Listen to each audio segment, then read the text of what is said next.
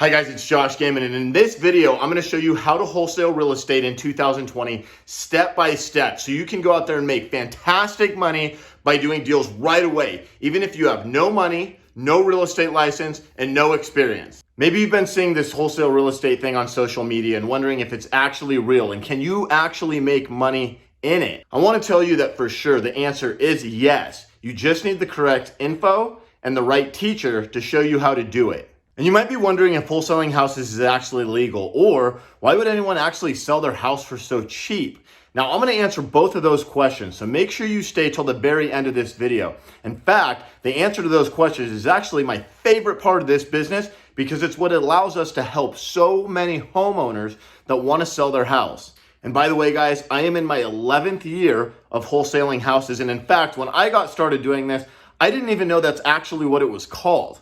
I've also been an Arizona real estate salesperson for 11 years and just recently in 2019 got my broker's license. So let's get into it.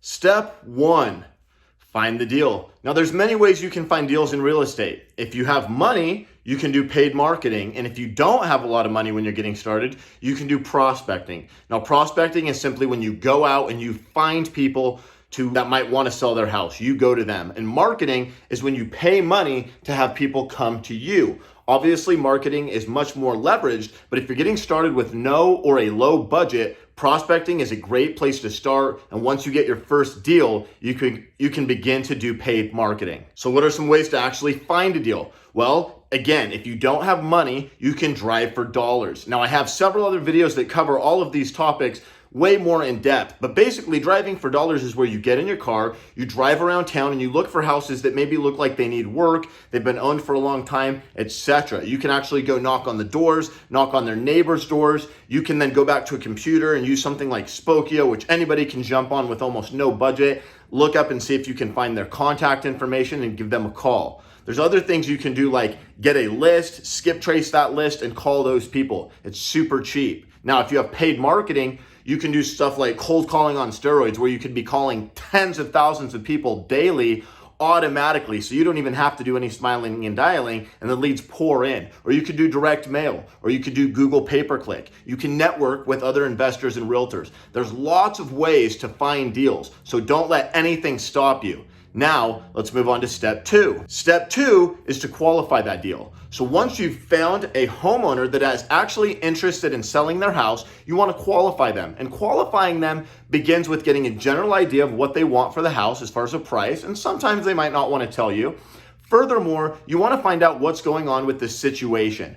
When are they moving? Where are they moving? Do they even know that stuff yet? Because if they don't, you might just want to follow up with the lead for now. But if they do know that stuff, you want to get the basic property information. This is going to allow you to have all the information you need to then make an offer and negotiate. Step three, you're going to make that offer. Now start low because they're going to want to negotiate. It is basic human psychology. In fact, in the recent awesome book, Never Split the Difference by Chris Voss, he talks about how everybody needs to say no. You need to get to the no. So make that low offer. They're going to say no, and then they're going to tell you close to what they actually want. From there, you're going to go into step four. That's to negotiate the offer. And we call this in my office closing the gap.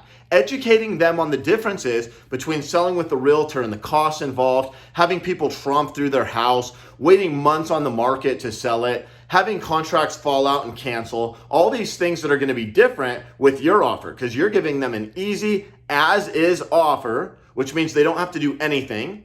You tell them you're going to pay with cash. Now, don't worry about not having the cash. In another video, I'll go over that with you. You're going to bring in your funding partners. And when we get to step number 7, I'm going to show you how to bring in that cash buyer. But just for now, know that you can tell them it's going to be cash that's closing this deal. So they don't have to worry about this deal falling out of escrow. You're putting the money on the table now, which allows them to make a decision. When money is on the table, it's a very powerful motivator, and someone who's ready to sell their house now that doesn't want to go through all that other hoopla is going to be very interested in learning the differences between selling retail and taking your cash offer. So getting good at sales and conversion as you grow in this business will help you do more and more deals. And as you do more and more deals, going back to step number 1, finding a deal, you're gonna be able to market and get that many more deals. Step number 5, you're gonna sign a contract with that seller. Now the contract's gonna be simple. You don't wanna confuse them. It's gonna say that you're gonna buy it as is on this date for this much money. And that's pretty much it. It's pretty simple. Again, I have another video where I can walk you through specifically how to fill out the contract and what contract to use. So DM me or leave a comment below if you need that. Step number 6, you're gonna open escrow. What that means is you take that contract that you signed and the seller signed, and you're gonna take it to a title company. Or in your state, it might be a closing attorney. The process is basically the same. It's just that some states use closing attorneys and some states use title companies. They do the same thing. They pull the reports from the counties. They make sure that there's no judgments or liens or something weird attached to the property. They get the paperwork ready. If the seller owes money to the bank, they get the payoff, and they basically handle everything. It's almost like they work for you for free. It's awesome. And your cash buyer is gonna pay all of those closing costs anyways. It's great. Step number 7, this is key. You market it to cash buyers. Now I have videos and instructions where I can show you how to overnight build a huge cash buyers list. But the point is, you're gonna take great pictures of that property, you're gonna come up with a great email marketing flyer for that property, and you're gonna send it out to your cash buyers. Then the phone's gonna ring and they're gonna want this deal because you locked yourself up a great deal. Now we're on to step number 8. Step number 8 is when you find that cash buyer that wants this great deal, and you might have people chomping at the bit, you might have 10 people that want your deal. Trust me, it happens all the time. You're gonna sign another contract with the cash buyer. And this second contract is saying that you are giving them the right to purchase the property that you signed with the seller. Now, this is perfectly legal. It happens in all industries, not just real estate. It's just that a lot of people don't even know that it exists, but it's incredible. It's one of the most powerful tools in real estate. In my opinion, it's the most powerful tool for buying houses with no money down and making money, even if you're getting started with no money. It's fantastic. Step number 9 is pretty simple. You're gonna take the second contract back to the title company, and now the title company has both contracts. They've got the contract you signed with the seller, they've got the contract that you signed with the buyer, and you're gonna let them close the transaction. They're gonna call the seller, have them come in and sign the final documents. They're gonna call the buyer, have them come in and sign the final documents. And at that point, you're pretty much done and you can move on to step 10. Step 10, get paid. Now getting paid is really simple. The title company is gonna ask you if you want a check or if you want to wire. If you want to wire, simply send them your bank info. They're going to wire the money to you immediately. Now, the difference between what you signed the first contract for and the second contract for is what you're going to get paid. When you sign the contract with the seller, it's going to be less than the price that you sign on the second contract to the buyer for what they're buying for the property. And it says on that second contract that the difference between the two contracts is what you're going to get paid as an assignment fee.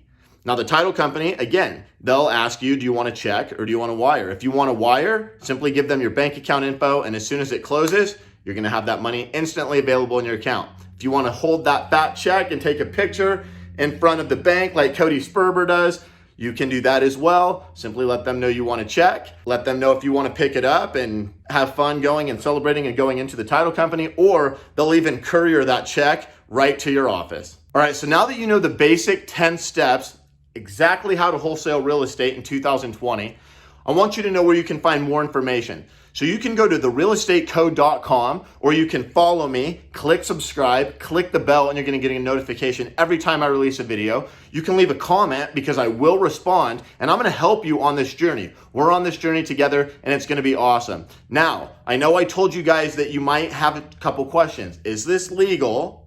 And why would anyone actually sell their house for so cheap?